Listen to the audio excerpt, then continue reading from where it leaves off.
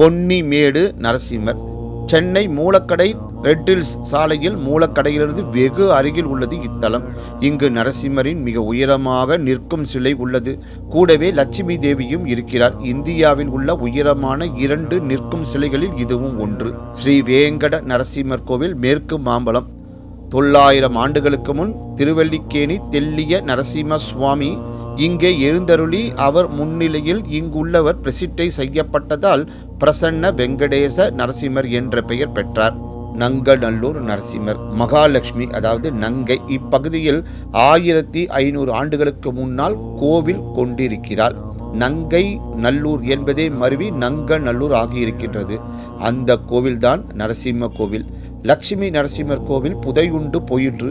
தொல்பொருள் ஆராய்ச்சியாளர்கள் இக்கோவிலை கண்டுபிடிக்க காரணமானவர்கள் முக்கூர் லட்சுமி நரசிம்மச்சாரியார்.